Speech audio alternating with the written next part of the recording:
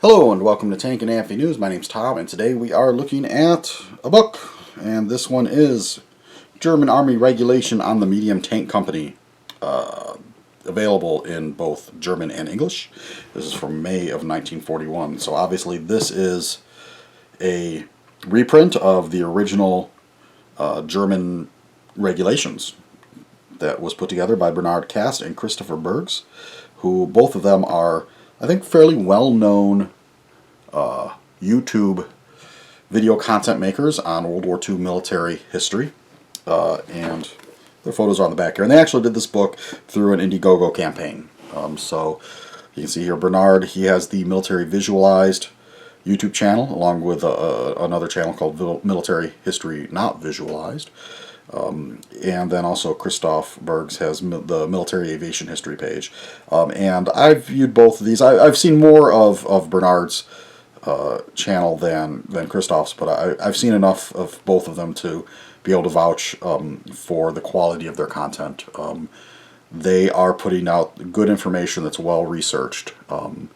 Might not be the flashiest in terms of graphics. They're not going to be throwing in joke memes and all that kind of stuff, but if you want good information where they're actually researching their stuff and being very careful with the facts, I don't think you can go wrong with either channel. So they got together and translated this manual and sent me a copy, which I really appreciated it. A few months ago I actually was a guest on Bernard's channel, and we got to talk about tanks a bit, and it was a lot of fun. So the way this is laid out, so there's a little introduction, and then acknowledgments, and it is sort of done with the German text on the left-hand side, the English on the right. So, you're talking about 120-some pages, but, only half of them are going to be in, whichever the language you want to read it in. And, the way it's laid out, there's quite a bit of blank paper on some of the pages, and that's because, as I believe, and I thought I saw an image of on the Indiegogo page of Bernard holding up the original copy, which is quite a small book. I'm assuming they originally published it in a much smaller format, something that would fit in a tank crewman's pocket, because obviously having to carry around a book this size inside your tank, you're going to want something smaller. So this is, while the content is the same, it's not the same size, and I'm assuming font and whatnot than the original source. So it's not a reproduction, it's a reprinting the material for people that want to read it. And as such, it's pretty valuable, it's pretty nice, it's an important thing in terms of being able to look at primary sources. One thing is, people sort of make assumptions sometimes, I think, on how particular weapon systems were used and on doctrine, and then it gets into a book, and then it gets quoted again, and these secondary sources get quoted and quoted over and over again. And sometimes it's sort of important to go back to the primary sources and say, okay, well, is this actually correct? Now, that said, a book like this that's on doctrine, this is sort of the guide to what the German Panzers were supposed to be doing. It doesn't mean that this is always 100% how they operated in the field, but it's going to give you a pretty good guide as to how they operated and how they were expected to.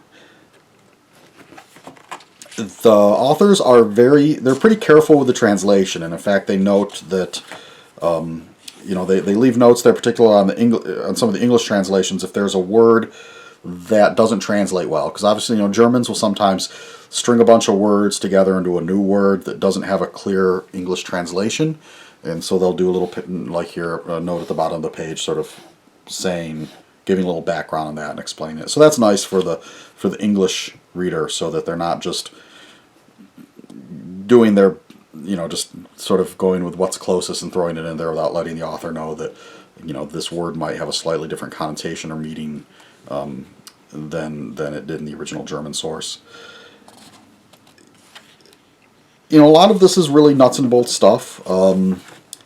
The only images you're going to find are things like this, which are diagrams. Here you can see sort of diagrams of sort of how the platoon is supposed to be organized and in different formations and whatnot. So yeah, it doesn't really have pictures of the vehicles themselves. If you're looking, it's not this is about doctrine. It's not a technical manual, so it's not a tech manual for the Panzer IV. This is how they're supposed to operate in the field, and that kind of thing. As far as things that kind of jumped out at me, little notes that I thought are worth pointing out. So if we go to let's see, page 5.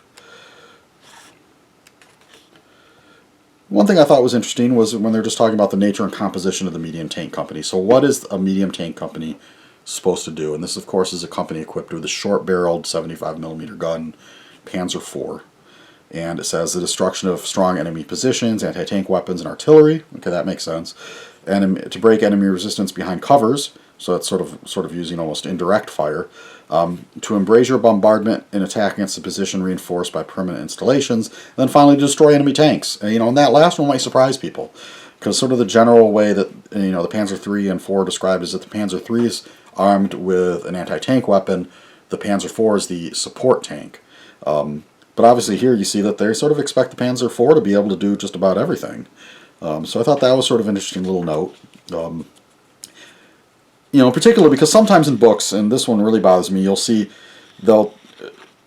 people describe, because the Panzer IV is armed with what is essentially a howitzer, they'll say like, well, it was an infantry support tank. And that one really bugs me because, no, infantry support tank implies that it's part of what would be like a separate infantry battalion or company, something that's attached to an infantry division or unit as a support vehicle. And the Panzer IVs were not. The Panzer IVs equipped the tank company, the medium tank company within the Panzer division. These were Panzers that were expected to fulfill the role of the Panzer division. They were not kept in separate battalions for infantry support purposes in the same way that the Allies might do that with whether it be Sherman tanks or Churchills or whatever. So get that notion out of your head if you've read that. It is not an infantry support tank. It's just a tank. And so we go through here, and the way the pages are numbered, it's the same page number twice, so for the German and English edition.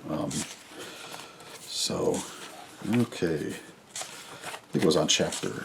So page 3. This one I sort of thought was interesting, sort of talking about the single tank and how it's supposed to do in the last one. Firing at long distances of up to 4,000 meters with the aiming device is particularly suitable against enemy artillery as well against mass targets. So, they're talking about there's a special site for, essentially using the tank for indirect artillery fire. And it would be interesting, I don't know if, I've never seen notes of that being done in combat, of the Panzer IV being used that way. Although, if anybody's sort of read accounts of that, it'd be interesting. Whether or not it was actually done, it might have just been something that they thought was going to happen and put it in the doctrine and it never did. Sort of similar, like, so if you're into small arms, like in World War I, how some of the bolt-action rifles had those volley sights, for shooting at things like 1,000 meters away and sort of massed a volley fire. And, they quickly got rid of those because it just wasn't practical for the way the war was fought. I wonder if this is kind of like the tank equivalent to that or if it was actually used. So, yeah, if anybody knows, I'd actually be curious to know if that was ever done. Sort of long-range indirect fire with the Panzer IV. Other than that, I think... like I say, if you're interested in kind of reading the source material, this is a really nice item, and I'm glad that they did this. And I'm glad they sent me a copy, because like I said, both of their channels I think are quite good. There's a lot of YouTube channels that frankly, on tanks that I don't like. So I like to point out the guys who I think are doing good work, and these guys are. So I will provide a link to the Indiegogo page for this book in case you're curious about it some more. And again, thanks to Bernard in particular for sending me this copy. And yep, so that's really all I've got to say about the German Army regulation on medium tank company. So yep, thank you again, and we'll catch you on the next one.